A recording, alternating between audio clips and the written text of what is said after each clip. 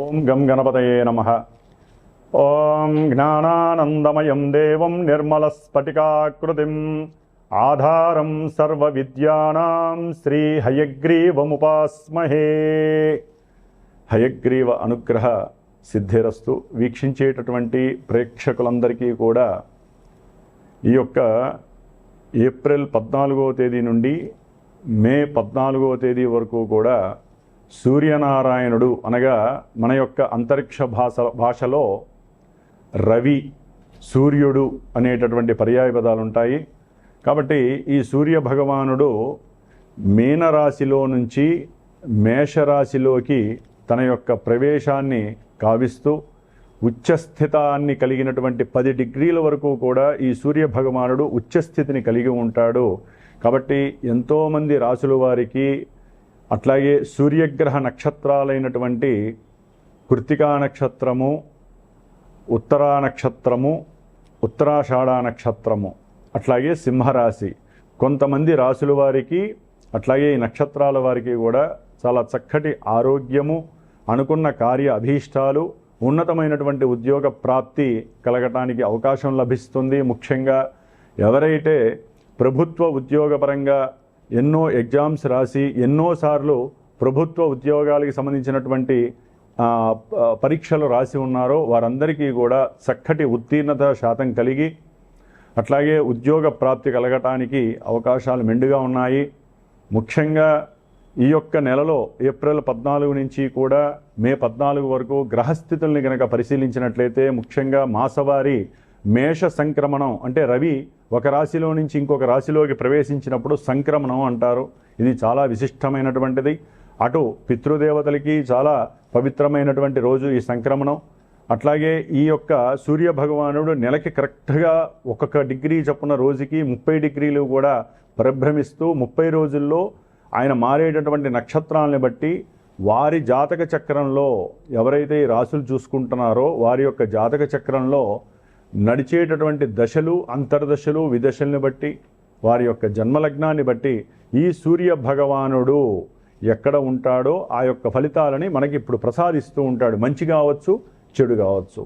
కాబట్టి చాలామందికి రాశి మాత్రమే మా యొక్క నక్షత్రము, మా యొక్క రాశిదండి ఎలా ఉంటుంది అని మాత్రమే కనుక్కుంటున్నారు. కానీ ఈవెంట్స్ వైజ్ కానివ్వండి లేదా మీకు ఏదైనా ఇబ్బందులు కలుగుతున్నప్పుడు మీ జాతక పర్యవేక్షణని మీ మనసుకి నచ్చినటువంటి గురువు ద్వారా చక్కగా తెలుసుకొని ఎన్ని రోజులు ఎన్ని నెలలు మేము జాగ్రత్తగా ఉండాలి, ఏ అంతర్దశల్లో మేము విద్యకు కానివ్వండి, ఉన్నత విదేశాలకు కానివ్వండి, లేకపోతే వివాహపరమైనటువంటి చర్యలు చేపట్టడానికి, ముఖ్యంగా ఎవరైనా సరే ఆరోగ్యపరంగా బాలేనప్పుడు ఆరోగ్యానికి ఏ ఫలితాలు అంటే ఏ ఫలితాన్ని ఇచ్చేటటువంటి దేవతలను ఆరాధించాలి, అట్లాగే సంతానము కలగకపోవడానికి కారణం ఏంటి, ఇవన్నీ కూడా జన్మజాతకంలో మాత్రమే తెలుస్తాయి. రాశిని బట్టి కొంతవరకు మాత్రమే మనకి జాతక విశ్లేషణ పరంగా ఇక్కడ ప్రస్ఫుటమవుతాయే తప్ప డైరెక్ట్గా చంద్రుడు అనేటటువంటి వాడు మానసిక చర్యల్ని మాత్రమే సూచిస్తాడు, సూర్యుడు మాత్రమే ఆత్మని సూచిస్తూ ఉంటాడు. కాబట్టి జన్మజాతకం ప్రధానం. ముఖ్యంగా ఈ యొక్క నెలలో గ్రహాల యొక్క గోచార స్థితులను కనుక మనం గమనించి ఉన్నట్లయితే కనుక సూర్య భగవానుడు మేషరాశిలో ఏప్రిల్ 14 నుంచి మే 14 వరకు ఉంటాడు. అట్లాగే మాసగ్రహాలైనటువంటి శుక్ర భగవానుడు ఈ యొక్క మేషరాశిలో దాదాపుగా ఏప్రిల్ 19వ తేదీ వరకు ఉండి ఏప్రిల్ 19 నుంచి మరలా వచ్చే సంక్రమణం వరకు కూడా వృషభ రాశి తన యొక్క సొంత రాశిలో ఉండి చాలా చాలా మేలు కలిగిస్తాడు కొన్ని రాశుల వారికి. అట్లాగే బుధ మహారాజు, మరి ఈ బుధుడు దాదాపుగా 11వ తేదీ ఏప్రిల్ 11 వరకు కూడా కుంభరాశిలో ఉంటూ మీనరాశిలో దాదాపుగా ఈ యొక్క ఏప్రిల్ 11వ తేదీ నుండి కూడా చివరి వరకు ఉండే అవకాశం ఉంటుంది. కాబట్టి ఈ యొక్క శుక్ర భగవానుడు, బుధుడు, అట్లాగే రవి, ముఖ్యమైనటువంటి గ్రహము కుజుడు. ఈయన శనితో కలిసి మే 10వ తేదీ వరకు కూడా మీనరాశిలోనే సంచారం చేస్తూ ఉంటాడు. కొంచెం కొన్ని రాశుల వారు మాత్రము కుజుడు శని ఆపరేటింగ్ అయ్యేటటువంటి రాశి మీనరాశి కాబట్టి కొన్ని రాశుల వారు జాగ్రత్తగా ఉండాలి. ఏదేమైనప్పటికీ కూడా ఎవరైనా సరే వారి యొక్క జాతక పర్యవేక్షణతో పాటుగా ఈ యొక్క గోచారాన్ని చూసుకున్నప్పుడు మరి ఏ దేవతల్ని ఆరాధించాలి అనేటటువంటి విషయాన్ని తమ యొక్క గురువుల్ని చక్కగా కనుక్కొని విశదీకరించుకొని ఆ యొక్క దేవతా నామాలను కానీ స్తోత్రాలను కానీ అర్చనలు కానీ పూజలు జపాలు హోమాదులు చేయించుకుంటే మాత్రమే వారి యొక్క కర్మ పరిపక్వత చెందుతుంది, అనుకున్న కార్యాలయందు ముందుకు వెళ్ళటానికి అవకాశం ఉంటుంది. కాబట్టి సర్వే జనా సుఖినో భవంతు అనేటటువంటి నామాన్ని అందరూ ఆచరించండి. గో రక్షతి రక్షిత, గోవుల్ని రక్షించండి. వాటి ద్వారా కలిగేటటువంటి పాజిటివ్ ఎనర్జీస్ మన దేశాన్ని భూగోళాన్ని కాపాడుతూ ఉంటాయి. వృక్షో రక్షతి రక్షిత, వృక్షాలని ఎవరూ కూడా ఛేదించకండి, వృక్షాలని సాధ్యమైనంత వరకు పెంపొందించుకోండి. ఎందుకంటే ఒక్కొక్కరి యొక్క జన్మ నక్షత్రాన్ని బట్టి ఒక్కొక్క వృక్షము ఉంటుంది, రాశుల్ని బట్టి వృక్షం ఉంటుంది. కాబట్టి ఆ వృక్షాలని పెంచితే గనక వారి యొక్క ఆయురారోగ్యాలు బాగుంటాయి. ఇట్లా ఎన్నో విషయాలు మన యొక్క జ్యోతిష్య శాస్త్రంలో నిక్షిప్తమై ఉన్నాయి. కాబట్టి మరి మేషరాశి నుంచి మీనరాశి వరకు, అట్లాగే అశ్విని నక్షత్రం నుంచి రేవతి నక్షత్రం వరకు ఎవరికి ఈ మాసాంతము సూర్య సంక్రమణం వలన మేషరాశిలో సంక్రమించినటువంటి ఈ యొక్క సూర్య సంక్రమణం వలన ఈ 4 గ్రహాలతో పాటుగా కుజుడు, అట్లాగే గురుడు మిథున రాశిలోనే ఉంటాడు, అట్లాగే శని భగవానుడు మీనరాశిలో ఉంటాడు, కేతువు సొంత నక్షత్రంలో సింహరాశిలో ఉంటాడు, రాహువు కుంభరాశిలో సొంత నక్షత్రంలో ఉంటూ కూడా వారు చేసే విన్యాసాలు, వారిచ్చే ఫలితాలు మనం ఇప్పుడు తెలుసుకుందాం. తులారాశి వారికి ఈ మాసము ఏప్రిల్ 14 నుంచి మే 14 వరకు కూడా గ్రహాల యొక్క గోచార స్థితిగతులను కనుక గమనించినట్లయితే సూర్య భగవానుడు లాభస్థానాధిపతియే ఉచ్చస్థిత గతుడై సప్తమంలో ఉండటం ద్వారా వీరు ఏదైనా సరే ప్రయత్నపూర్వకంగా చేసేటటువంటి వివాహాది సంబంధిత విషయాలలో కొన్ని ఇబ్బందులు కలిగినప్పటికీ తండ్రి గారి యొక్క ప్రోద్బలం వలన కావచ్చు, వీరికి ఉన్నటువంటి మల్టీ టాలెంటెడ్ విషయం పరంగా కావచ్చు, గ్రహాల యొక్క గోచార పరిస్థితులు అనుకూలించడం వలన కావచ్చు, వివాహానికి సంబంధించిన విషయాల్లో కొంతవరకు ముందుకు వెళ్ళటానికి అవకాశాలు ఎక్కువగా ఉంటాయి. వ్యాపారంలో కూడా లాభాన్వేషణ కోసం ఎవరైతే ఎదురు చూస్తున్నారో వారికి కొంత గవర్నమెంట్ పరమైనటువంటి విషయాలలో కొన్ని ఆపదలు ఇబ్బందులు ఎదురొచ్చినప్పటికీ వీరికి ఉన్నటువంటి సమయస్ఫూర్తి కావచ్చు, ఆత్మ పరిశీలన శక్తి కావచ్చు, ముందే ఏ సమస్య వస్తుందో గ్రహించేటటువంటి శక్తి వీరికి స్వతహాగానే ఉండటం వలన తులారాశి వారికి కాస్త ఆ విషయాలని పక్కకి నెట్టివేసేటటువంటి శక్తి కూడా ఆ కిరణాలు సూర్యుడి నుంచి వీళ్ళకి లభిస్తాయి. కాబట్టి వివాహము వ్యాపార విషయాలలో కొన్ని అవరోధాలు కలిగినప్పటికీ వీరి కోరిక నెరవేరడానికి సూర్యుడు ఉచ్చస్థితి చాలా ఉపయోగకరమైనటువంటి పరిస్థితుల్ని వీళ్ళకి కలుగు చేస్తున్నాయి. అట్లాగే ఏదైనా సరే ఉద్యోగ సంబంధిత వ్యవహారాలలో వీరికి చాలా అనుకూలమైనటువంటి పరిస్థితులు కలుగుతున్నాయి.